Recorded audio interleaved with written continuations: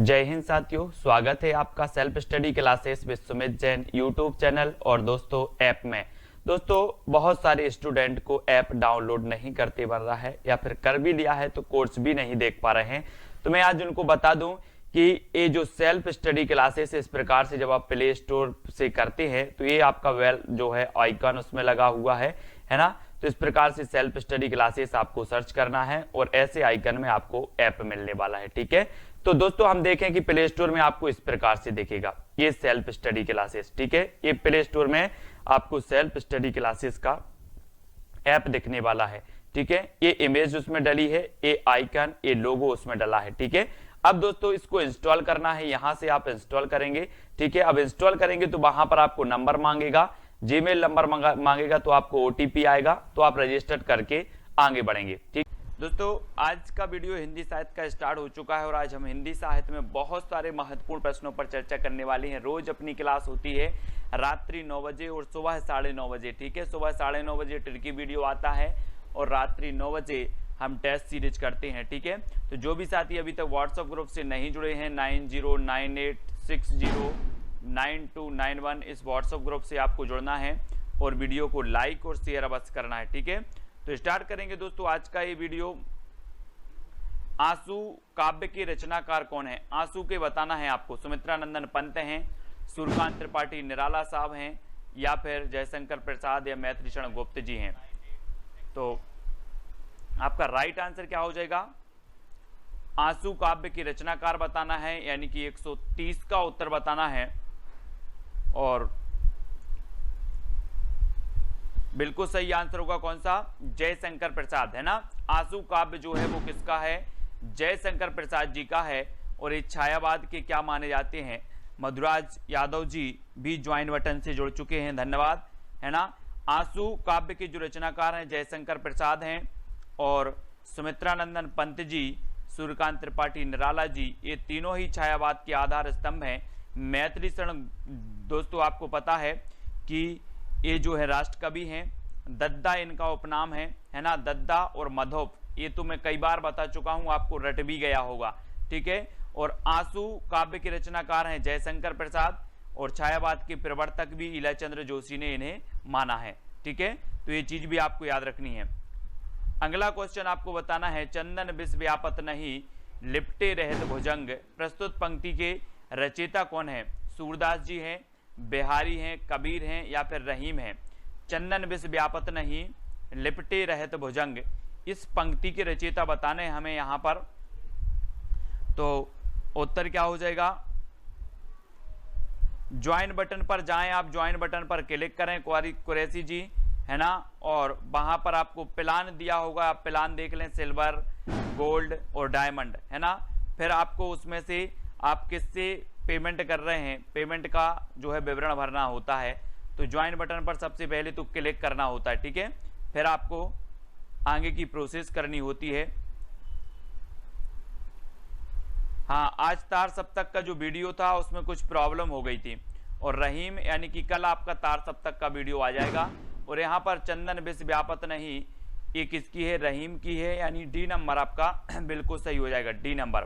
ठीक है, अगला बताना, अमीय हलाहल मद भरे सेत श्याम रतनार जियत मरत झुक झुक परत जेहि चितबत एक बार, ये पंक्ति किसकी है? ये पंक्ति बतानी है आपको, किसकी है?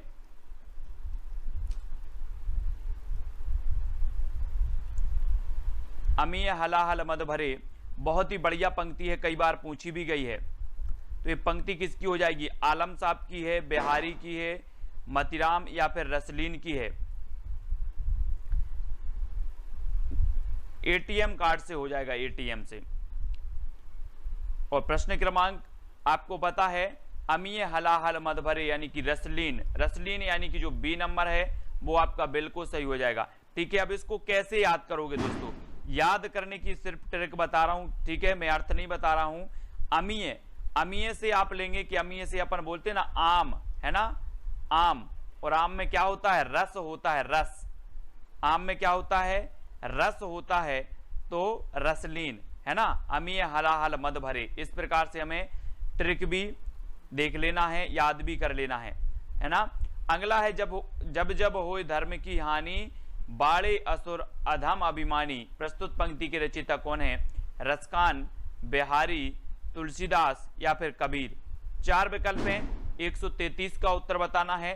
देखो ज्वाइन मेंबर का आपको बता रहा हूं कि जितने भी ज्वाइन मेंबर हैं उनके कमेंट मुझे एक साथ मिलते हैं, जितने भी उनके कमेंट होते हैं वो मुझे एक साथ देखने को मिलते हैं।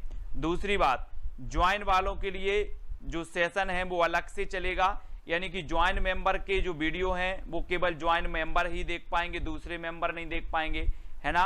और तो ज्वाइन मेंबर के लिए और भी है, आपको आपका जो कमेंट है वो हाईलाइट होता है, आपको इमोजी दिया जाता है स्पेशल। और आपका बिल्कुल सही आंसर होगा तुलसीदास, जब जब होए धर्म की हानि बाड़े असुर अधम अभिमानी, यानी कि जो बी नंबर है वो बिल्कुल सही हो जाएगा। ठीक है, तुलसीदास जी के बारे में आपको पता है कि जो तुलसीदास जी हैं राम काव्य धारा के श्रेष्ठ कवि माने जाते हैं तुलसीदास जी, और बी नंबर आपका बिल्कुल सही होगा। परहित सरस धर्म नहीं भाई, पर पीड़ा सम नहीं अधमाई प्रस्तुत पंक्ति की रचयिता कौन है? रचयिता बताना है, रसखान जी हैं, बिहारी हैं, तुलसी हैं या फिर मीरा हैं। 4 विकल्प हैं, यानी कि 134 का उत्तर आपको बताना है। 134 में प्रश्न क्रमांक बताना है कि परहित सरस धर्म नहीं भाई, पर पीड़ा सम नहीं अधमाई, इसमें जो ये पंक्ति हो जाएगी ये भी किसकी है? तुलसीदास जी की ही है, यानी बी नंबर आपका बिल्कुल सही होगा। ठीक है, तुलसीदास जी की। हिंदी साहित्य के आरंभिक काल को आचार्य रामचंद्र शुक्ल ने क्या कहा है? आदिकाल कह दिया, वीरगाथा, चारण काल, सिद्ध सामंत काल, क्या कह दिया है? और दोस्तों जो विवेक शंकर की बुक मैंने आपको बताई थी वो अवेलेबल हो गई है ऑनलाइन, है ना, ऑनलाइन जो है अवेलेबल है, तो ऑनलाइन आप लोग खरीद सकते हैं किसकी? विवेक शंकर की बुक को।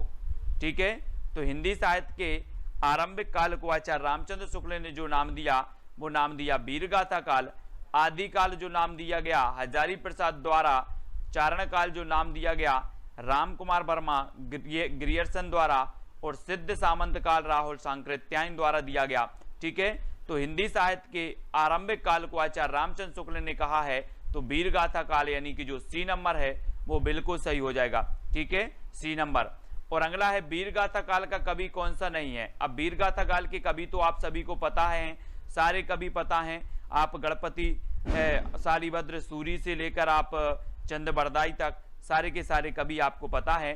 और आपका बिल्कुल सही आंसर क्या हो जाएगा? वीरगाथा काल के जो कवि नहीं है, जैसे आपने पढ़ा था कि जो नामदेव है, नामदेव ये भक्ति काल के माने जाते हैं, मधुकर हैं, जगनेक हैं, यानी कि आपका उत्तर बी नंबर बिल्कुल सही हो जाएगा। ठीक है, बी नंबर बिल्कुल सही होगा। तो नामदेव ये वीरगाथा काल के कवि नहीं है और बी नंबर बिल्कुल सही है। और अगला क्वेश्चन आपकी स्क्रीन पर है कि वीरगाथा काल के सर्वश्रेष्ठ कवि कौन माने जाते हैं? वीरगाथा काल के सर्वश्रेष्ठ कवि चंद्रबरदाई, जगनेक, दलपति विजय या फिर विद्यापति कौन माने जाते हैं? सर्वश्रेष्ठ बताना है यहाँ पर।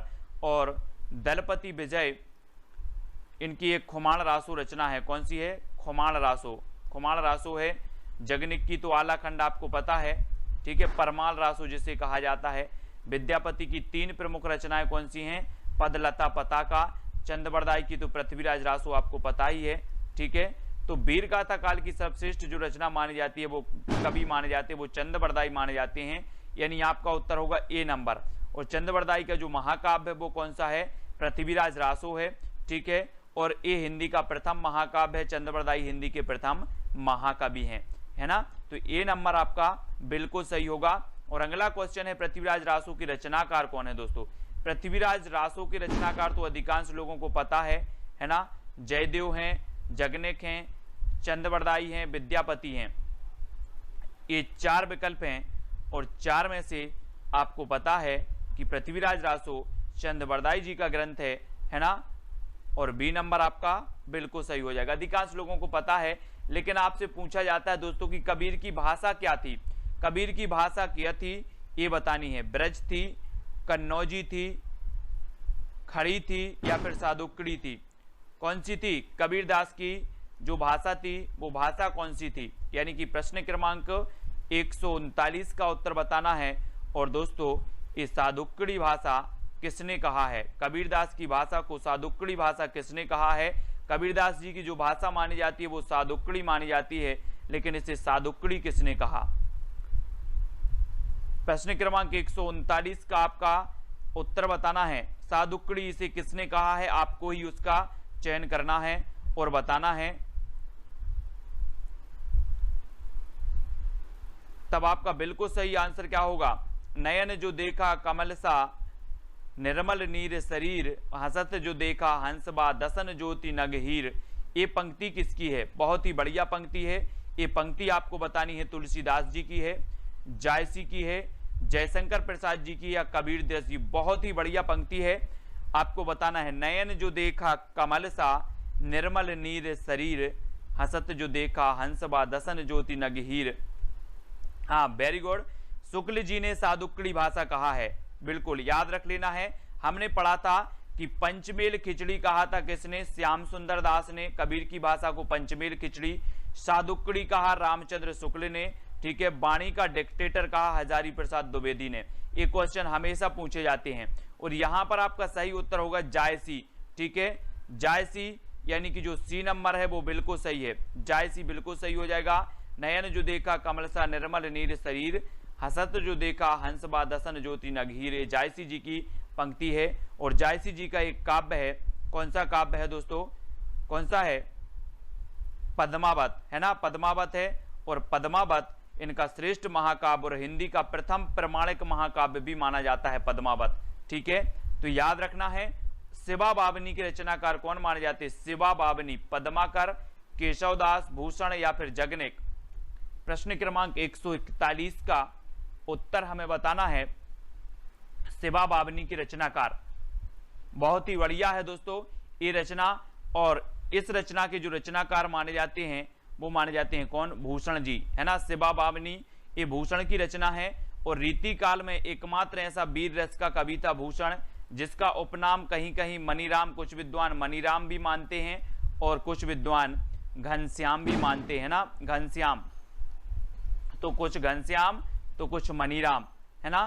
तो ये शिवा बावनी की रचनाकार भूषण जी माने जाते हैं, यानी बी नंबर आपका बिल्कुल सही हो जाएगा। छत्रसाल दशक भी इन्हीं की रचना है, भूषण जी की। नर की और नर नील की गति ये की कर जोए, जे तो नीचे हे चले ते तो ऊंचो होए। इस पंक्ति के जो रचयिता हैं वो कौन है? और आपको पता है दोस्तों, वो कवि रीति सिद्ध काव्यधारा का कवि है ना, रीति सिद्ध काव्यधारा का कवि है। और उसकी एक रचना है बिहारी सतसई, है ना, बिहारी सतसई। और विश्व में सबसे ज्यादा यानी कि दूसरे नंबर पर जो सबसे ज्यादा टीका लिखी गई वो बिहारी सतसई की लिखी गई, ठीक है। तो ये चीज आपको याद रख लेना है। और बिहारी सतसई में 713 दोहे मिलते हैं कहीं कहीं और 719 दोहे भी मिलते हैं। और नर की और नर नील की ये जो पंक्ति है वो बिहारी लाल की है। बिहारी यानी कि जो आपका सी नंबर है वो बिल्कुल सही हो जाएगा, ठीक है। सी नंबर आपका सही हो जाएगा। अगला आपको बताना है कि सकीबे मुझसे कहकर जाते, प्रस्तुत पंक्तियों के रचयिता कौन है? सकीबे मुझसे कहकर जाते अज्ञेय की है ना, हरियोध की है, या फिर मैथिली शरण गुप्त की, या फिर जयशंकर प्रसाद। दोस्तों आपने यशोधरा खंड काव्य पढ़ा होगा। यशोधरा खंड काव्य होते हुए भी ये महाकाव्य की श्रेणी में आता है, लेकिन ये खंड काव्य है यशोधरा। और यशोधरा में हम पंक्ति पढ़ते हैं कि सखी बे मुझसे कहकर जाते, सखी बे मुझसे कहकर जाते। और आपकी जो विकल्प नंबर होगा क्या होगा? बी नंबर, यानी मैथिली शरण गुप्त। याद रख लेना, मैथिली शरण गुप्त जी की ये पंक्ति है। और गुप्त जी का उपनाम मैं आपको हमेशा रटवा रहा हूं, मधोप और दद्दा, दद्दा भी इन्हें कहा जाता था। जयशंकर प्रसाद को क्या कहा जाता था? कलाधर, है ना। और ये दोस्तों अयोध्या से उपाध्याय हरियोध, हरियोध इनका अयोध्या से उपाध्याय का उपनाम है। अज्ञेय, सचिदानंद, हीरानंद बादशाह इनका उपनाम है, ठीक है। तो ये उपनाम का वीडियो मैंने आपको दिया है, ट्रिकी वीडियो दिया है, तो वो ट्रिकी वीडियो भी आपको देख लेना है। उपनाम वाला, कवियों के उपनाम हमेशा पूछे जाते हैं। हिंदी कविता को छंदों की परिधि से मुक्त कराने वाले थे तो कौन थे? हिंदी कविता को छंदों की परिधि से मुक्त कराने वाले बताना है। और दोस्तों आपको पता होगा कि जो छंद मुक्त रचना थी निराला जी की, वो कौन सी थी? छंद मुक्त रचना वो कौन सी थी? छंद मुक्त रचना थी तो वो थी दोस्तों आपकी जूही की कली, है ना, जूही की कली, जूही की कली याद रख लेना है। ये छंद मुक्त रचना थी किसकी, निराला की। तो कविता को छंदों की पर्दी से मुक्त कराने वाले हैं तो वो कौन है, निराला जी। और निराला जी के बारे में रक्षाबंधन की मैंने आपको कहानी ही बनाई थी। इन्होंने कहा था कि हम जैसे फक्कड़ को कौन भाई बनाएगा, सूर्यकांत त्रिपाठी निराला। सरोज स्मृति, इन्होंने लंबा शोक गीत लिखा है, सरोज स्मृति, ये भी आपको याद रखनी है, सूर्यकांत त्रिपाठी निराला। और दोस्तों इन्हें क्रांतिकारी कवि भी कहा जाता है निराला जी को, तो इनके बारे में याद रख लेना है निराला जी के बारे में। और तितली किसकी रचना है, तितली बतानी है, तितली किसकी रचना है, जयशंकर प्रसाद की, श्याम सुंदर दास, आचार्य रामचंद्र शुक्ल, आचार्य महावीर प्रसाद द्विवेदी। तो प्रश्न क्रमांक 145 तितली, बहुत ही बढ़िया है ये रचना। तो आपका राइट आंसर क्या हो जाएगा दोस्तों, तितली के बारे में आपको बताना है। और तितली एक किसकी रचना है। और जो भी साथी अभी तक व्हाट्सएप ग्रुप से नहीं जुड़ पाए हैं वो 9098609291 ये व्हाट्सएप ग्रुप का नंबर है, तो व्हाट्सएप ग्रुप से आपको जरूर जुड़ना है, ठीक है। 9098609291 व्हाट्सएप ग्रुप से जुड़ना है। और तितली ये जयशंकर प्रसाद जी की है, जयशंकर प्रसाद, यानी कि आपका जो ए नंबर है वो बिल्कुल सही होगा, प्रसाद जी का, है ना। इनके नाटक हम पढ़ लेते हैं, सज्जन है, राजश्री है ना, कल्याणी है, और बहुत सारे नाटक हैं इनके, नाटक तो हमें याद रख लेना है। हाँ, कंकाल, तितली और इरावती, कंकाल, तितली और इरावती ये इनके उपन्यास हैं, बहुत बढ़िया। किसके उपन्यास हैं, ये उपन्यास हैं प्रसाद जी के, कंकाल, तितली और इरावती, इनको याद रखेंगे। और अतीत के चलचित्र के रचयिता कौन है, अतीत के चलचित्र,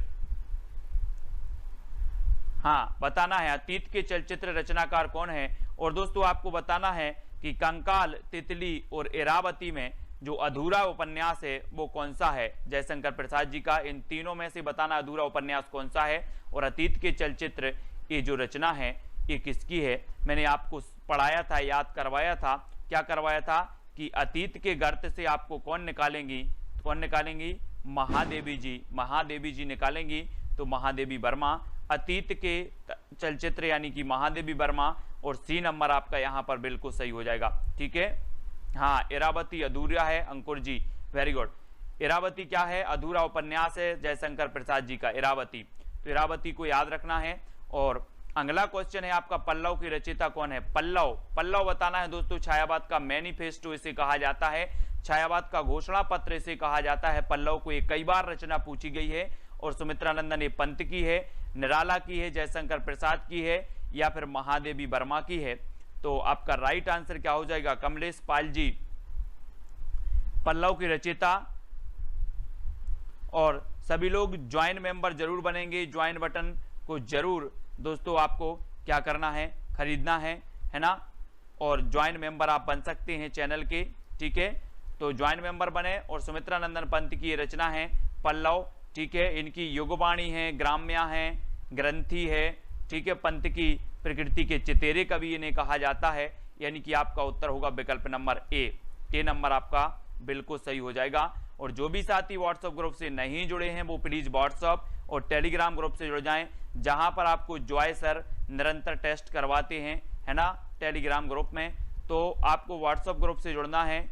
व्हाट्सएप ग्रुप में मैंने आपको नंबर दे ही दिया है, 9098609291। इस नंबर पर आप करेंगे तो आपको लिंक मिल जाएगी तुरंत ही व्हाट्सएप और टेलीग्राम की। तो चिंतामणि के जो रचयिता माने जाते हैं वो कौन माने जाते हैं, चिंतामणि ये रामचंद्र शुक्ल जी का है, यानी कि जो सी नंबर है वो बिल्कुल सही है। और एक क्वेश्चन पूछा जाता है दोस्तों कि मनोविकार पर आधारित जो निबंध लिखे हैं, मनोविकार पर आधारित वो किसने लिखे हैं, तो वो शुक्ल जी ने लिखे हैं, है ना। जैसे करुणा की बात करें, करुणा भी इनका है, शुक्ल जी का, मनोविकार पर आधारित है। और यहाँ पर सी नंबर चिंतामणि आपका बिल्कुल सही हो जाएगा, ठीक है, सी नंबर। और अगला है जन्मेजय का नाग यज्ञ किसकी कृति है। ये जन्मेजय का नाग यज्ञ नाटक है दोस्तों। और ये नाटक किसका है ये बताना है, सेठ गोविंद दास का है, जयशंकर प्रसाद जी का है, या फिर लक्ष्मी नारायण लाल का, या फिर गोविंद बल्लभ पंत का है। कौन सा, जन्मेजय का नाग यज्ञ। ये कृति बतानी है, बहुत ही बढ़िया कृति है और पूछी जाती है, कई बार पूछी गई है दोस्तों। और आपको पता है कि यहां पर एक शब्द आया है नांग। कौन सा शब्द आया है? नांग। और नांग आपको पता है किसके गले में पड़ा रहता है? शंकर जी के। तो कौन होंगे? जयशंकर प्रसाद। बोले नांग आया है और नांग शंकर जी के गले में है, तो जयशंकर प्रसाद, यानी कि बी नंबर आपका बिल्कुल सही हो जाएगा। ठीक है, बी नंबर। अगला है, हम दीवानों की क्या हस्ती है, आज यहाँ कल वहां चले, है ना, मस्ती का आलम साथ चला, हम धूल उड़ाते जहां चले। प्रस्तुत पंक्ति के रचयिता कौन है? पंक्ति के बताना है। सियाराम शरण गुप्त हैं, भगवती चरण वर्मा हैं, सुभद्रा कुमारी चौहान या रामधारी सिंह दिनकर हैं। और मैंने आपको बताया है कई बार कि हम दीवाने हैं किसके? भगवती के। हम किसके दीवाने हैं? भगवती के दीवाने। आप बोलते ना कि दीवाना तेरा आया बाबा तेरे मंदिर में, इस प्रकार से माता तेरा मंदिर, इस प्रकार से एक बहुत ही बढ़िया भजन है, देवी गीत है ना। तो हम दीवानों की क्या हस्ती है, आज यहाँ कल वहां चले, मस्ती का आलम साथ चला। तो ये भगवती चरण वर्मा, यानी कि जो बी नंबर है वो बिल्कुल सही हो जाएगा। ठीक है, अगला है, सबसे पहले अपनी आत्मकथा हिंदी में किसने लिखी? सबसे पहले यहां पर विकल्प अनुसार बताना है दोस्तों आपको, है ना। 4 विकल्प हैं, 4 विकल्पानुसार इनमें से निम्नलिखित में से सबसे पहले अपनी आत्मकथा हिंदी में किसने लिखी, ये चीज आपको बतानी है। 4 विकल्प हैं। कुछ लोग तो कंफ्यूज हो जाते हैं कि यहाँ सबसे पहले आत्मकथा लिखी राजेंद्र प्रसाद ने, है ना, ऐसे बता देते हैं। लेकिन आपको पता है कि हिंदी की प्रथम आत्मकथा कौन सी मानी जाती है? अर्ध कथानक, है ना, अर्ध कथानक मानी जाती है। कौन की मानी जाती है अर्ध कथानक? बनारसी दास जैन जी की मानी जाती है। ठीक है, अर्ध कथानक। और दोस्तों ये आत्मकथा हिंदी में किसने लिखी? तो सत्य की खोज लिखी है किसने? राजेंद्र प्रसाद ने। सत्य की खोज, तो सत्य की खोज डी नंबर आपका बिल्कुल सही होगा। अर्ध कथानक हिंदी की प्रथम आत्मकथा बनारसी दास जैन की मानी जाती है। और अबला जीवन हाय तुम्हारी यही कहानी, आंचल में है दूध और आंखों में पानी, ये पंक्ति किसकी है? बहुत ही बढ़िया है। कहां से ली गई है, कौन से खंड काव्य से ली गई है, कौन सी रचना से ली गई है, ये चीज हमें बतानी है। और जिन भी साथियों ने पुराने ओल्ड पे वीडियो नहीं देखे हैं वो जरूर देखें। ट्रिकी वीडियो की आपकी 25 यानी कि 25 वीडियो ट्रिकी वीडियो के पहुंच चुके हैं आपके, जिसमें हमने साहित्य अकादमी से पुरस्कृत रचनाएं पढ़ी, कवियों के उपनाम पढ़े, व्यास सम्मान पढ़ा, ज्ञानपीठ पुरस्कार की रचनाएं पढ़ी। ठीक है, बहुत सारी रचनाओं को पढ़ा। और वो ट्रिकी वीडियो आपके अमेजिंग वीडियो हैं, बहुत ही बढ़िया वीडियो हैं। और अबला जीवन हाय तुम्हारी यही कहानी, आंचल में है दूध और आंखों में पानी, ये तो कई बार पंक्ति पूछी गई यशोधरा की। यशोधरा यानी कि जो सी नंबर आपका बिल्कुल सही हो जाएगा, है ना, ये यशोधरा की है। यशोधरा से ये पंक्ति ली गई है। और हिमालय के आंगन में उसे प्रथम किरणों का दे उपहार, उषा ने हंस अभिवादन किया और पहनाया हीरे का हार। तो ये पंक्ति किसकी रचयिता कौन है? पंक्ति के रचयिता, बहुत ही बढ़िया पंक्ति है। ये पंक्ति भी कई बार पूछी गई है दोस्तों कि हिमालय के आंगन में जो है उसे प्रथम किरणों का दे उपहार, उषा ने अभिवादन किया।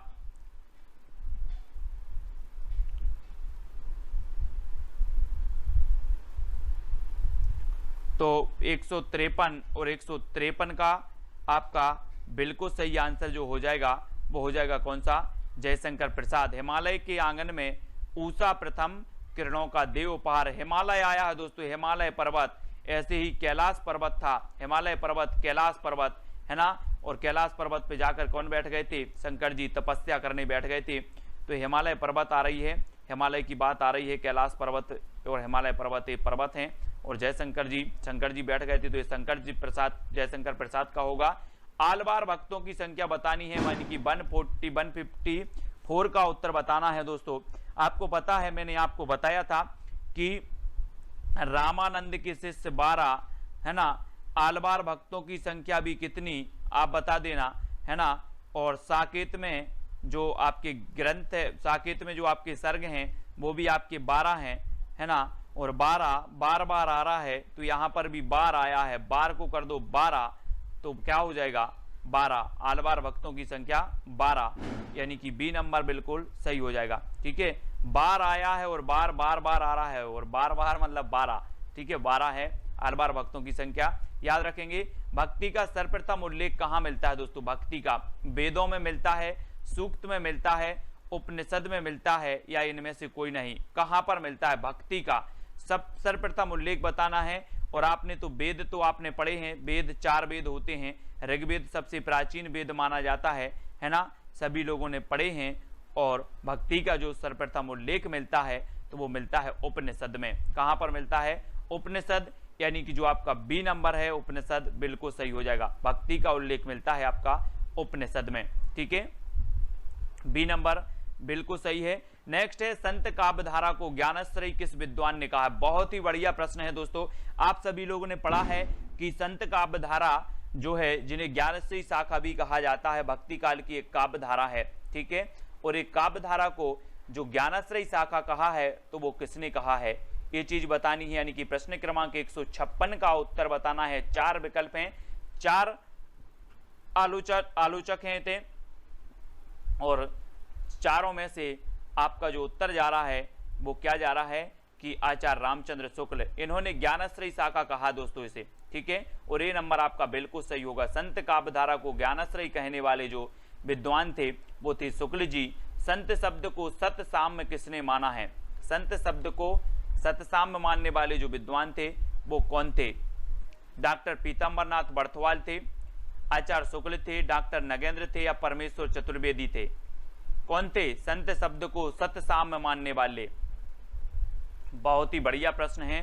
और संत शब्द को सतसाम्य मान लिया, और वो माना है किसने? परमेश्वर चतुर्वेदी ने सतसाम्य माना संत शब्द को।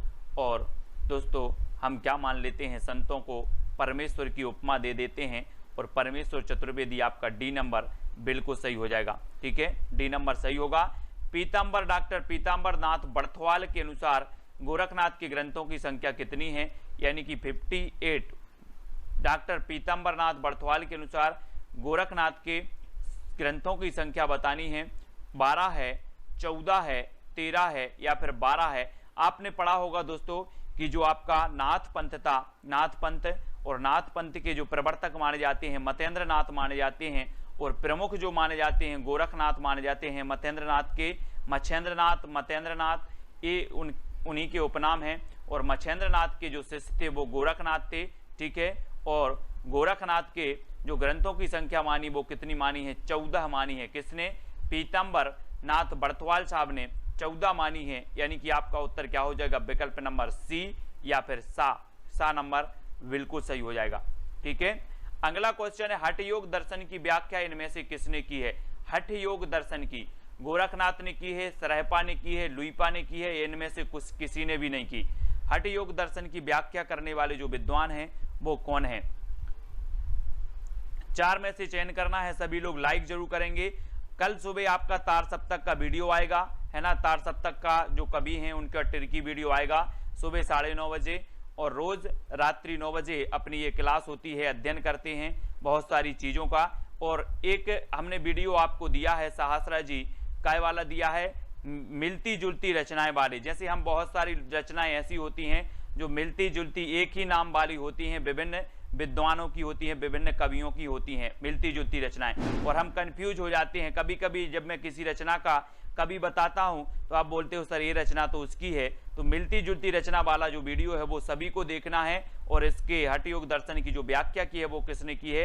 गोरखनाथ ने की है। यानी कि जो ए नंबर है वो बिल्कुल सही हो जाएगा, ठीक है। आचार्य हजारी प्रसाद द्विवेदी ने नाथ संप्रदाय की सबसे बड़ी कमजोरी क्या मानी है?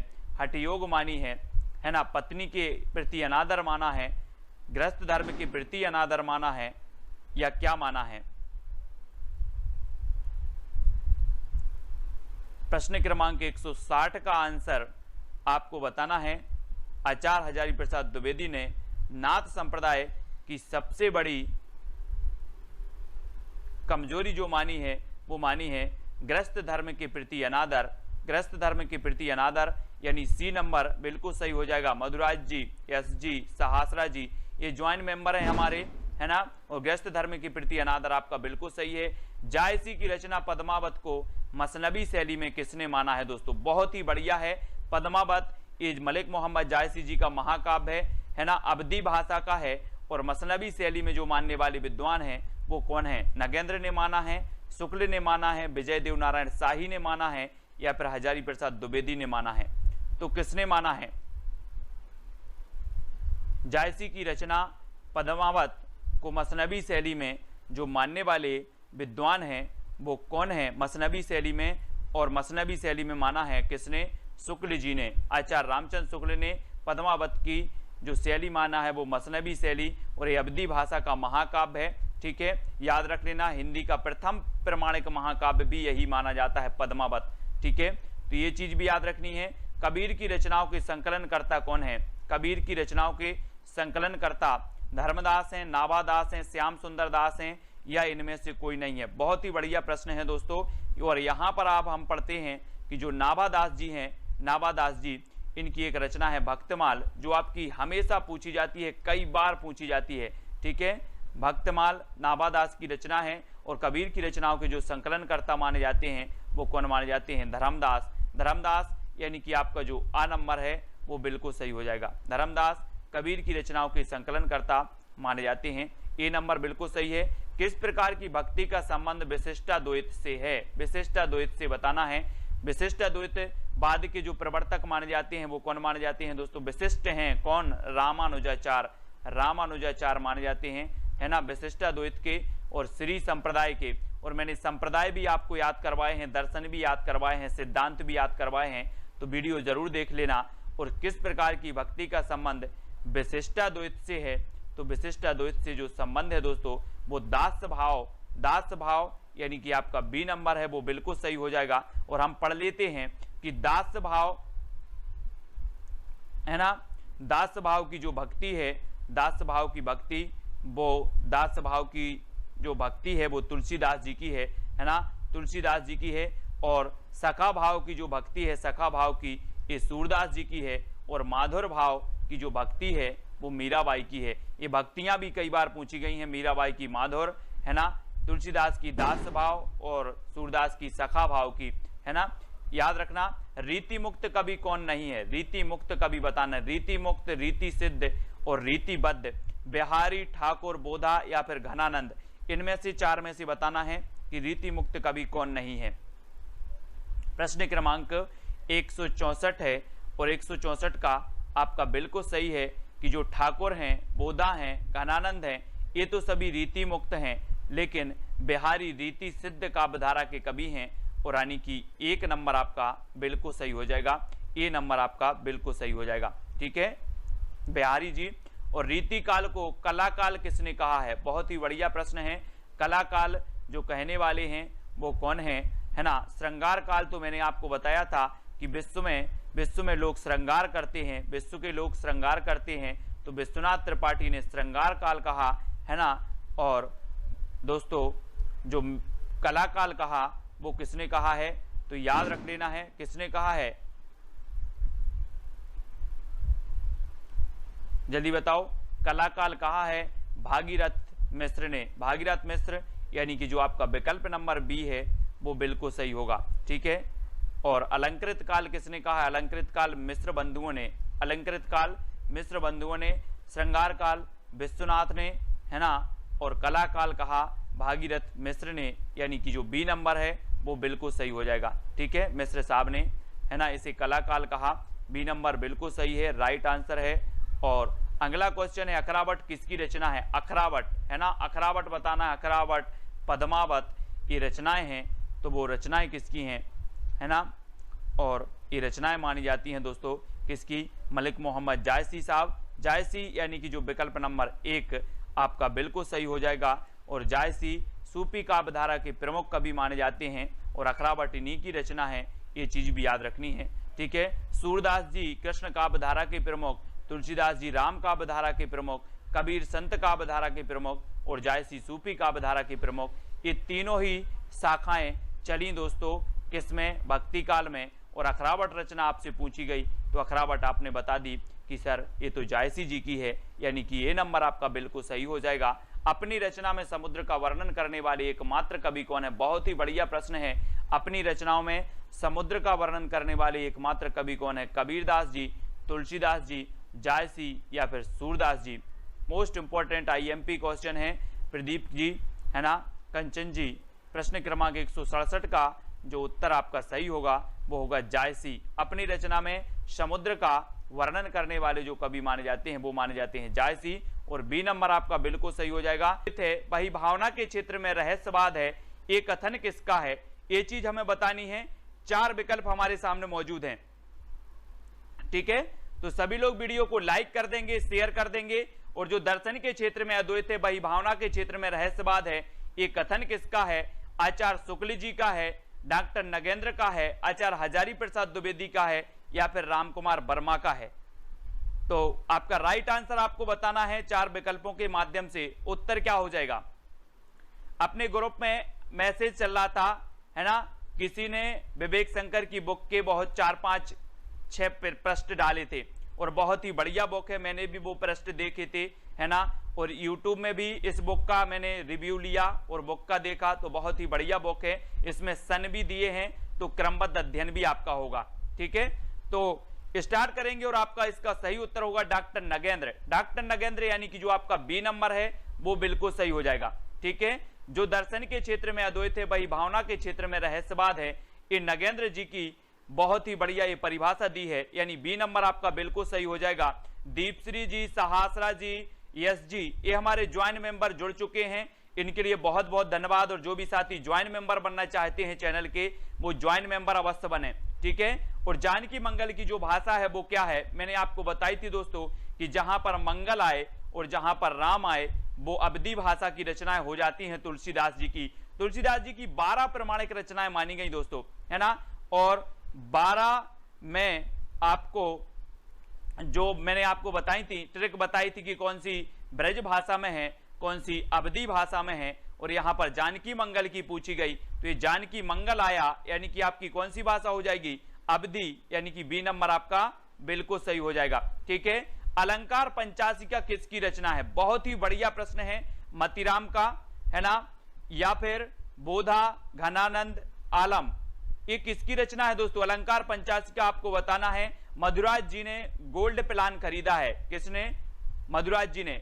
3 प्लान है अपने, सबसे पहला सिल्वर प्लान है, ठीक है, जो 59 रुपए पे करके आपको ये सिल्वर प्लान खरीदना है। दूसरा आपका गोल्ड है जो आपको 159, और तीसरा है डायमंड जो आपको 299, तो आपको खरीदना है दोस्तों और ज्वाइन मेंबर बनना है, ठीक है। और अलंकार पंचाशिका यहां पर पूछा गया, तो मतीराम यानी कि जो आ नंबर है वो आपका बिल्कुल सही हो जाएगा। अलंकार पंचाशिका के जो रचनाकार हैं वो कौन है, मतीराम है ना। और आपकी मति यानी कि आपके भाव हमेशा होते हैं अलंकार करने के, अलंकार करने के, अलंकार पढ़ने के भाव होते कि नहीं होते, होते होंगे, मतीराम जी की है, ठीक है।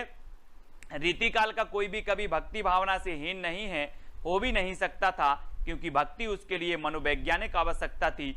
उपरोक्त कथन किसका है, बहुत ही बढ़िया कथन है दोस्तों। रीति काल में रीतिबद्ध, रीति सिद्ध और रीति मुक्त काव्य धारा हमने पढ़ ली है, और रीति काल का कोई भी कभी भक्ति भावना से हीन नहीं है, हो भी नहीं सकता था, क्योंकि भक्ति उसके लिए मनोवैज्ञानिक आवश्यकता थी। उपरोक्त कथन किसका है, तो ये बुक जो है दोस्तों मैंने आपको जो बताई है, ये बुक सभी लोग खरीद लें, फिर मैं इसी बुक से आपको पढ़ाऊंगा, तो आपको बहुत ही मजा आएगा और आपका जो अध्ययन है वो बहुत ही अच्छा चलेगा, है ना। तो सभी लोगों को बुक खरीदना है, और रीतिकाल का कोई भी कभी भक्ति भावना से हीन नहीं है, हो भी नहीं सकता, ये जो कथन है ये डॉक्टर नगेंद्र साहब का है, यानी कि जो विकल्प नंबर आपका आ है वो बिल्कुल सही हो जाएगा, आ नंबर, ठीक है।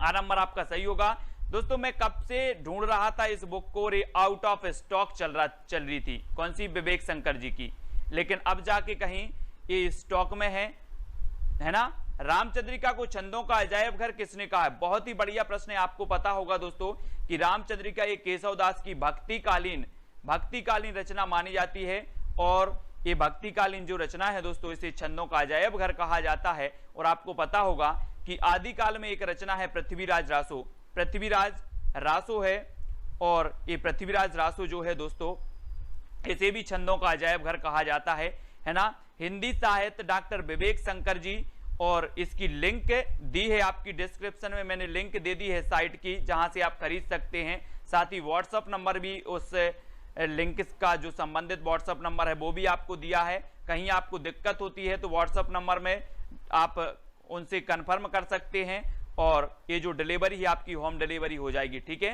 तो रामचंद्रिका को छंदों का अजायब घर जो कहा है वो आचार्य शुक्ल ने कहा है, यानी कि जो आपका ए नंबर है वो सही हो जाएगा। ठीक है, रामचंद्रिका किसकी रचना है, तो ये केशव दास की है, केशव दास। तो ये चीज भी आपको केशव दास को याद रखना। इनकी रचना है दोस्तों रसिक प्रिया है, विज्ञान गीता है ना, विज्ञान गीता, रसिक प्रिया, छंदमाला, रामचंद्रिका, ये सारी रचनाएं किसकी हैं, केशव दास जी की हैं। ठीक है, निस दिन बरसत नैन हमारे, सदा रहत पावस ऋतु हम पे, जब ते श्याम सिधारे, पंक्ति किस कवि की है। 4 विकल्प हैं, 173 का आंसर आपको बताना है। तुलसी की है, सूर्य की है, बिहारी की है या फिर कबीर की है। निस दिन बरसत नैन हमारे, सदा रहत पावस ऋतु, तो उत्तर क्या हो जाएगा। हाँ, निकिता जी ने सेंड किया था, है ना, बहुत बढ़िया। और निस दिन बरसत नैन हमारे, सदा रहत पावस ऋतु हम पे, जब ते श्याम सिधारे, ये जो पंक्ति है प्रश्न क्रमांक 173, और 173 का उत्तर आपका सूरदास जी की है, और बी नंबर आपका बिल्कुल सही हो जाएगा, बी नंबर। ठीक है, सूरदास जी की बी नंबर आपका बिल्कुल सही है। नेक्स्ट है, रीतिकाल को जॉर्ज ग्रियर्सन ने कहा है, तो क्या कहा है दोस्तों। अब बाद में आप लोग नहीं बोलना सर बुक बताओ, मैंने आपको बुक बता दी है, पीजीटी के लिए भी और नेट के लिए भी, है ना, और आरपीएससी के लिए भी। ये बुक आपके लिए बहुत ही बढ़िया है, ऑथेंटिक है, प्रमाणिक बुक है। ठीक है, बुक का नाम है हिंदी साहित्य डॉक्टर विवेक शंकर। ठीक है, इसकी लिंक भी मैंने आपको साइट की नीचे दी है, और साथ ही व्हाट्सएप नंबर भी दे दिया है नीचे, तो आप खरीद सकते हैं। और रीतिकाल को जॉर्ज ग्रियर्सन ने कहा है, तो क्या कहा है, रीति काव्य। क्या कहा है, रीति काव्य, यानी कि जो आपका आ नंबर है वो बिल्कुल सही हो जाएगा। हमने पढ़ा है दोस्तों, क्या पढ़ा है कि रीतिकाल को श्रृंगार काल कहा किसने, विश्वनाथ ने। अलंकृत काल कहा मिश्र बंधुओं ने। वहीं रीति काव्य जो कहा वो किसने कहा, जॉर्ज ग्रियर्सन साहब ने कहा। यानी कि आपका जो उत्तर है वो आ नंबर बिल्कुल सही होगा। और जॉर्ज ग्रियर्सन के बारे में इनका एक ग्रंथ था, the modern vernacular literature of Hindustan, है ना, ये इनका एशियाटिक सोसाइटी ऑफ बंगाल के तत्वाधान में प्रकाशित हुआ था, the modern vernacular literature of Hindustan, है ना। तो एस जी, दीप प्रकाश जी, ये सारे जो हमारे मेंबर हैं, ज्वाइंट मेंबर हैं, वो अलग ही दिखते हैं, उनका तिरंगा जो है वो अलग ही लहराता है। रीति मुक्त कवियों की विशेषता नहीं है, तो वो कौन सी नहीं है, वियोग श्रृंगार का प्रयोग, दरबारी रुचियों की जगह लोक रुचि, अभिव्यक्ति की जगह अनुभूति, अलंकार प्रियता। रीति मुक्त कवियों की जो विशेषता नहीं है वो कौन सी नहीं है। प्रश्न क्रमांक 175 का उत्तर हमें बताना है, कौन सी नहीं है। हाँ, कलाकाल रमाशंकर शुक्ल रसाल ने कहा, कलाकाल, वेरी गुड।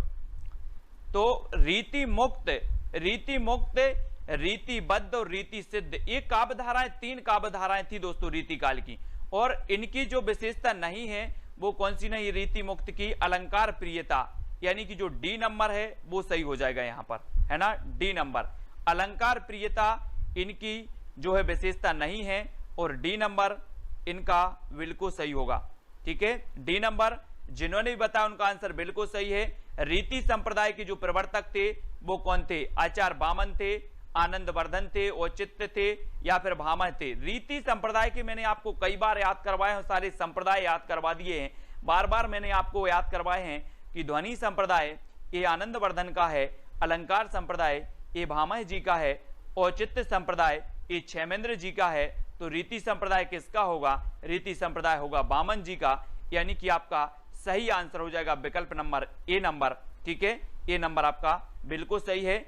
बिहारी के काव्य को हाथी दांत के टुकड़ों पर महीन पच्चीकारी का नाम दिया, बहुत ही बढ़िया है दोस्तों, ये किसने दिया, बहुत ही बढ़िया प्रश्न है कि बिहारी के काव्य को हाथी दांत के टुकड़े पर महीन पच्चीकारी का नाम किसने दिया है, या महीन पच्चीकारी का नाम देने वाले जो विद्वान हैं वो कौन, आचार्य रामचंद्र शुक्ल जी हैं, हजारी प्रसाद द्विवेदी हैं, या फिर रामकुमार वर्मा, या फिर नगेंद्र हैं।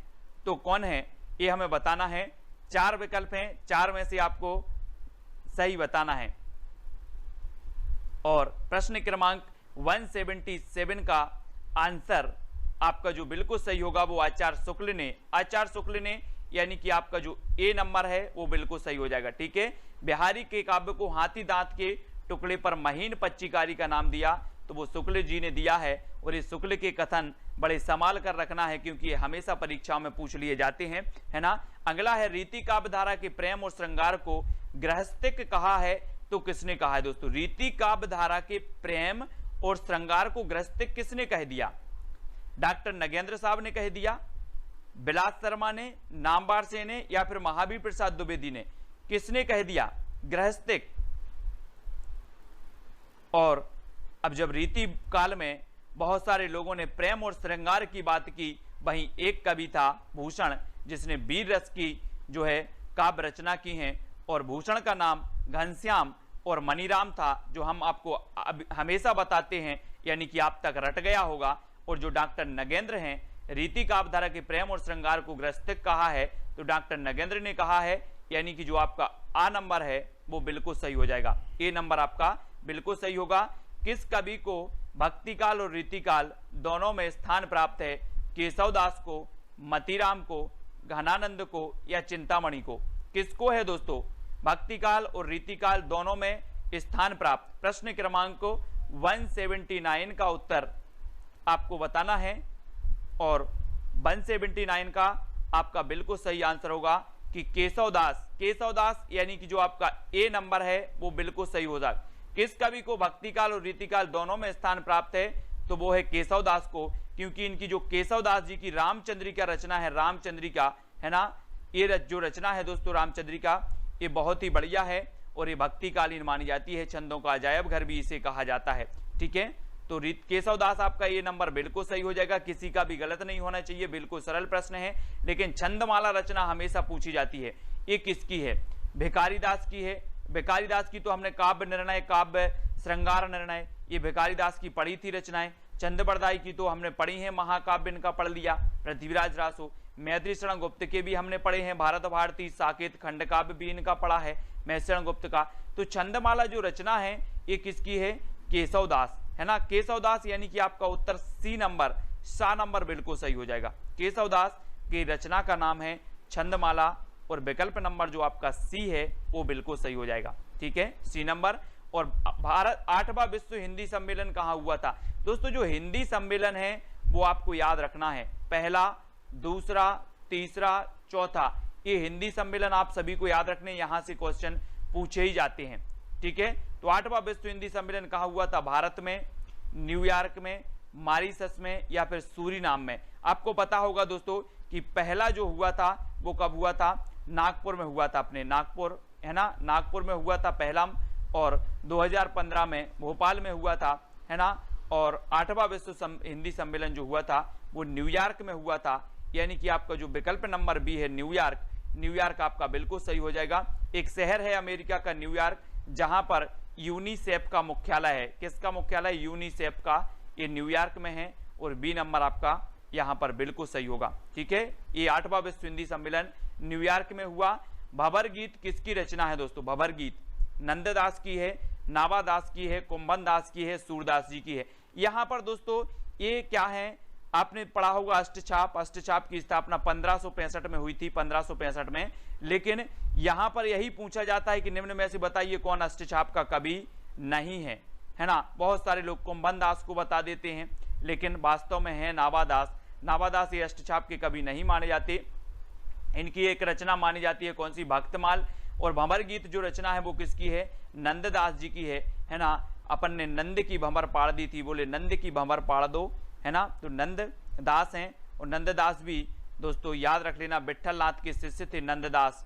ए नंबर आपका यहाँ पर बिल्कुल सही हो जाएगा, आ सही हो जाएगा। ठीक है, श्रृंगार रस के विरोधी कवि कौन माने जाते हैं? श्रृंगार रस के विरोधी कवि यानी कि कबीरदास, सुंदरदास, तुलसीदास, या फिर नंददास, कौन माने जाते हैं श्रृंगार रस के? आपको पता होगा दोस्तों कि जो संत काव्यधारा थी, संत काव्यधारा में सबसे जो पढ़े लिखे थे वो श्रृंगार विरोधी थे। वो पढ़े लिखे कौन थे? सुंदरदास, है ना, सुंदरदास। ये सुंदर थे दोस्तों, इसलिए इनको श्रृंगार की जरूरत नहीं थी, इसलिए इन्होंने कहा कि यार हम श्रृंगार रस का विरोध करेंगे, है ना। ये सुंदर थे, इसलिए सुंदर को श्रृंगार की जरूरत नहीं थी, इसलिए इन्होंने श्रृंगार रस का विरोध कर दिया। ऐसे याद कर लेंगे। और सबसे पढ़े लिखे थे तो सुंदरदास थे, और इन्होंने विरोध भी किया काय का? श्रृंगार रस का, यानी कि बी नंबर आपका बिल्कुल सही होगा। सोहिला किसकी रचना है? ये कई बार पूछी गई दोस्तों। सोहिला की रचनाकार कौन है? गुरु अंगद हैं, गुरु नानक हैं, गुरु रामदास हैं, या फिर गुरु अर्जुन देव हैं? अर्जुन देव भी यहां पर डी नंबर आपका अर्जुन देव है। तो कौन है? हाँ, सुंदर लोगों को सजने की जरूरत नहीं होती है। तो सोहिला की रचनाकार भी हमें लिखना है और सोहिला के रचनाकार आपके होंगे गुरु नानक। गुरु नानक यानी कि जो विकल्प नंबर आपके बी हैं वो बिल्कुल सही हो जाएगा। ये सिख संप्रदाय के प्रवर्तक माने जाते हैं और सिखों के प्रथम गुरु माने जाते हैं। गुरु गोविंद सिखों के 10वें गुरु माने जाते हैं और गुरु ग्रंथ साहिब का जो संकलन किया था वो गुरु अर्जुन देव ने किया था। ये चीज भी आपको याद रखनी। हमेशा पूछा जाता है कि गुरु ग्रंथ साहिब का संकलन किसने किया था, तो गुरु अर्जुन देव ने किया था। ठीक है, और जो फिलहाल सोहिला आपसे पूछा गया तो सोहिला रचना किसकी है, गुरु नानक देव की। ठीक है, तो बी नंबर आपका बिल्कुल सही होगा। रुक्मणी मंगल के रचयिता कौन है? रुक्मणी मंगल तुलसीदास जी हैं, नंददास जी हैं, लालदास जी हैं, ईश्वरदास जी हैं। ये चार में से बताना है रुक्मणी मंगल की रचना, है ना। और रुक्मणी मंगल इसके जो रचयिता माने जाते हैं। अब वो नहीं लगा देना कि सर मंगल आ गया, ये मंगल तो आ गया है लेकिन ये मंगल वाली रचना नहीं है अपनी। और ये किसकी है, जल्दी से बताओ।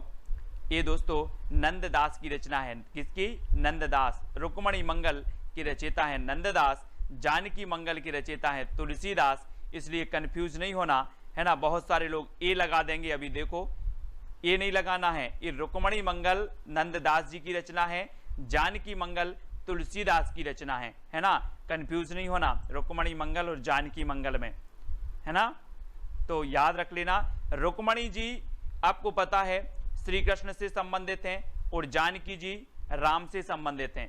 तो जानकी राम से संबंधित यानी कि राम काव्यधारा के तुलसीदास, और रुक्मणी कृष्ण से संबंधित तो कृष्ण काव्यधारा के नंददास। इसलिए रुक्मणी मंगल नंददास की और जानकी मंगल तुलसीदास की। इस प्रकार से याद कर लेंगे। अगला देख लो, द्वैता द्वैतवाद के प्रवर्तक कौन है? मध्वाचार्य हैं, रामानुजाचार्य हैं, रामानंद हैं या फिर निम्बार्क हैं। द्वैता द्वैतवाद हमने आपको याद करवाया था दोस्तों। कैसे करवाया था? ट्रिक किसी को अगर याद है तो वो बता देंगे। कैसे? नींबू दे दे, नींबू दे दे के हम परेशान हो गए। हमने आपको याद करवाई थी दे दे, तो यहां पर आ गया क्या? दे दे, और दे दे के हम क्या परेशान हो गए? नींबू दे दे के परेशान हो गए, है ना। तो कौन होंगे? नींबू से आपका बनेगा निम्बार्काचार्य। ये द्वैता द्वैतवाद के कौन होंगे? प्रवर्तक होंगे। यानी आपका उत्तर क्या हो जाएगा? विकल्प नंबर डी। ठीक है, डी नंबर आपका बिल्कुल सही है। अब गलत नहीं करना कोई भी, बहुत सारे लोग बी बता रहे हैं, बी नहीं बताना है ना। द्वैता द्वैतवाद के कौन है? निम्बार्काचार्य, क्योंकि नींबू दे दे के हम क्या हो गए? परेशान हो गए, नींबू। ठीक है, तो डी नंबर बिल्कुल सही होगा। अबदू गगन मंडल घर कीजिए, ये पंक्ति किसकी है? कबीर की, जायसी, सूरदास या फिर तुलसीदास की। अबदू गगन मंडल घर कीजिए, बहुत ही बढ़िया रचना है। और ये रचना किसकी मानी जाती है? दीप प्रकाश जी। किसकी मानी जाती है? अबदू गगन मंडल रस घर कीजिए। और ये मानी जाती है कबीरदास जी की। किसकी? कबीरदास, यानी कि आपका जो ए नंबर है कबीरदास जी की, ये बिल्कुल सही होगा। अबदू गगन मंडल घर कीजिए।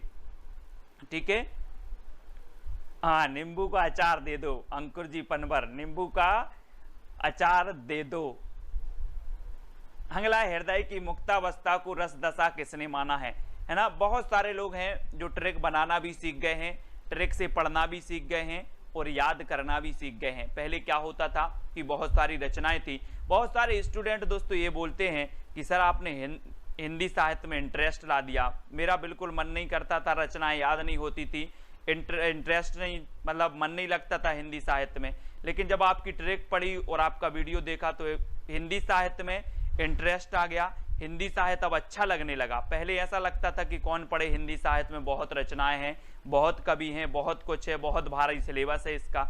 लेकिन अब क्या है कि अच्छा लगने लगा और याद होने लगा और लगता है कि पढ़ते ही रहें, ऐसा। ठीक है, तो हृदय की मुक्तावस्था को रस दशा किसने माना? आचार्य शुक्ल ने, डॉक्टर नगेंद्र ने, डॉक्टर हजारी प्रसाद द्विवेदी या फिर राम कुमार वर्मा ने। तो हृदय की मुक्तावस्था को रस दशा, रस हम पढ़ते हैं दोस्तों कि जो 8 रस हैं, 8 रस माने भरत मुनि ने, 9वां रस जोड़ दिया शांत रस, फिर भक्ति रस, और फिर दोस्तों आपका वात्सल रस, वात्सल का चितेरा कवि सूरदास जी, है ना। तो यश जी, मधुराज जी, प्रदीप जी, है ना।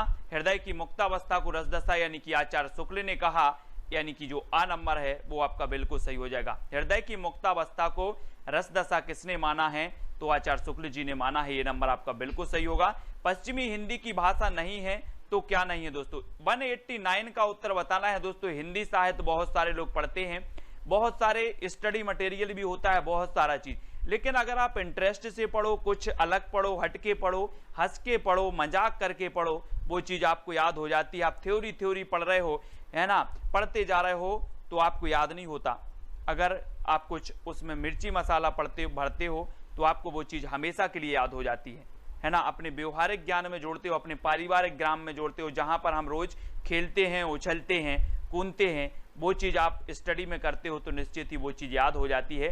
और पश्चिमी हिंदी का मैंने आपको याद करवाया था कि कानों के खड़ी बुंदेली ब्रजभान हरि के पास। कानों से आपका बन जाता है कन्नौजी, खड़ी से बन जाता है खड़ी बोली, ब्रज से बनता है ब्रज भाषा, बुंदेली से बुंदेली, हरी से हरियाणवी, और हरियाणवी को बांगरू भी कहा जाता है, खड़ी बोली को कोरबी भी कहा जाता है। इन सारी को लिखना है दोस्तों। और यहाँ पर नहीं है पूछा गया है तो आपको पता है कि जो अवधी है, अवधी ये पूर्वी हिंदी की भाषा है। और अवधी की मैंने आपको याद करवाई थी कि अब छत्तीसगढ़ी, अवधी, बघेली और छत्तीसगढ़ी, ये तीनों भाषाएं पूर्वी हिंदी की हैं, है ना। एक कोड भूल नहीं जाना, एक क्वेश्चन आपका हर एग्जाम में बनता है। पूर्वी हिंदी पश्चिमी हिंदी से हर एग्जाम में एक क्वेश्चन बनता है ना। ये आपको याद रखना है। कौन सा संचारी भाव नहीं है? शोक, अमर्ष, हर्ष या फिर गर्व। संचारी भाव बताना है। 4 विकल्प हैं और संचारी भाव आपको पता है कितने होते हैं। 33 संचारी भाव हमने पढ़े हैं, लेकिन 34वां संचारी भाव माना है किसने? छल नामक संचारी भाव मान लिया देव कवि ने, है ना। सभी को पता है, रटा हुआ है। अगर ये क्वेश्चन पूछा भी जाता है कि 34वां संचारी भाव जो माना है वो किसने माना है, तो देव कवि ने। यानी कि आपका यहां पर जो उत्तर होगा वो होगा शोक। संचारी भाव नहीं है तो शोक नहीं है। शोक क्या है दोस्तों? स्थायी भाव की श्रेणी में आता है ना। तो हम बोलते ना कि जहां पर शोक नामक स्थायी भाव जागृत होता है वहां पर आपका करुण रस हो जाता है। ठीक है, तो याद रख लेना, ये शोक स्थायी भाव है, संचारी भाव नहीं है, यानी कि ए नंबर आपका बिल्कुल सही होगा। रीति के लिए मार्ग शब्द का प्रयोग किसने किया? रीति के लिए मार्ग शब्द का प्रयोग बताना है दोस्तों, किसने किया है? रीति संप्रदाय के जो प्रवर्तक माने जाते हैं वो कौन माने जाते हैं? बामन माने जाते हैं, बामन, है ना। और रीति शब्द के लिए जो मार्ग शब्द का प्रयोग करने वाले हैं बामन हैं, शुक्ल हैं, कुंतक या फिर भरत मुनि हैं। सारे लोग वीडियो को लाइक जरूर करेंगे। एक जो अंगूठा है अपना वो दबा देना, ठीक है, लाइक जरूर करना है। बहुत सारे लोग लाइक नहीं कर पाते हैं क्योंकि उनके अंगूठे में दर्द होता है, और जहां दर्द होता है वहां बामन आपको लगा देना है। आ नंबर आपका बिल्कुल सही हो जाएगा। ए नंबर सही। रीति के लिए मार्ग शब्द का जो प्रयोग करने वाले हैं वो बामन है, और ए नंबर आपका बिल्कुल सही होगा। ठीक है, आचार्य मम्मट के अनुसार काव्य का उद्देश्य क्या होता है? क्या होता है? काव्य यश प्रदान करता है, काव्य अर्थ प्रदान करने का साधन होता है, काव्य व्यवहार का ज्ञान होता है, या उपरोक्त सभी। आचार्य मम्मट के अनुसार काव्य का उद्देश्य क्या होता है दोस्तों? मम्मट के अनुसार बताना है ना। आप पाश्चात्य काव्य शास्त्र में और भारतीय काव्य शास्त्र पढ़ते हो, और यहां पर आपको बताना है कि मम्मट के अनुसार काव्य का जो उद्देश्य होता है वो हो जाता है क्या? काव्य यश प्रदान करता है, ये भी होता है। काव्य अर्थ प्रदान करने का साधन है, ये भी होता है। काव्य व्यवहार का ज्ञान होता है, ये भी आपका होता है। तब आपका जो उत्तर होगा वो उपरोक्त सभी, यानी कि जो डी नंबर है वो बिल्कुल सही हो जाता है। ठीक है, अगला आपको बताना है नाट्य शास्त्रकारों द्वारा अमान्य रस कौन सा है? अमान्य रस शांत है, विवश है, करुण है या फिर अद्भुत है? नाट्य शास्त्र द्वारा कारों द्वारा अमान्य रस कौन सा है? यानी कि 193 का उत्तर बताना है, और आपका जो उत्तर हो जाएगा वो हो जाएगा शांत रस। शांत यानी कि जो आपका ए नंबर है वो बिल्कुल सही है, शांत। नाट्य शास्त्रकारों द्वारा अमान्य जो रस है वो शांत रस माना जाता है। ठीक है, ए नंबर आपका बिल्कुल सही हो जाएगा। ज्वाइन कर लें। फर्स्ट आपका प्लान है सिल्वर प्लान। सिल्वर प्लान आपको 59 रुपये पे करने होंगे। फिर गोल्ड प्लान है जिसमें आपको 159 रुपये पे करने होंगे। फिर आपका डायमंड प्लान है दोस्तों जिसमें 299 रुपये आपको पे करने होंगे, और आप बन जाएंगे दोस्तों हमारे ज्वाइन मेंबर। ठीक है, तो जो भी साथी ज्वाइन मेंबर बनना चाहते हैं वो ज्वाइन मेंबर बन सकते हैं, और वीडियो को लाइक करके शेयर अवश्य करें। इसी प्रकार से सुबह 9:30 बजे आपका ट्रिकी वीडियो आता है, और रात्रि 9 बजे आपकी हिंदी की टेस्ट सीरीज होती है। ठीक है, तो बहुत बढ़िया, वीडियो को लाइक और शेयर अवश्य करें। आज की वीडियो के लिए बस। जय हिंद साथियों, स्वागत है आपका self study classes with Sumit Jain YouTube channel और दोस्तों ऐप में। दोस्तों बहुत सारे स्टूडेंट को ऐप डाउनलोड नहीं करते बन रहा है या फिर कर भी लिया है तो कोर्स भी नहीं देख पा रहे हैं। तो मैं आज उनको बता दूं कि ये जो सेल्फ स्टडी क्लासेस इस प्रकार से जब आप प्ले स्टोर से करते हैं तो ये आपका वेल जो है आइकन उसमें लगा हुआ है ना। तो इस प्रकार से सेल्फ स्टडी क्लासेस आपको सर्च करना है और ऐसे आइकन में आपको ऐप मिलने वाला है। ठीक है, तो दोस्तों हम देखें कि प्ले स्टोर में आपको इस प्रकार से दिखेगा ये सेल्फ स्टडी क्लासेस। ठीक है, ये प्ले स्टोर में आपको सेल्फ स्टडी क्लासेस का ऐप दिखने वाला है। ठीक है, ये इमेज उसमें डली है, ये आइकन, ये लोगो उसमें डला है। ठीक है, अब दोस्तों इसको इंस्टॉल करना है, यहां से आप इंस्टॉल करेंगे। ठीक है, अब इंस्टॉल करेंगे तो वहां पर आपको नंबर मांगेगा, जीमेल नंबर मांगेगा, तो आपको ओटीपी आएगा, तो आप रजिस्टर करके आगे बढ़ेंगे। ठीक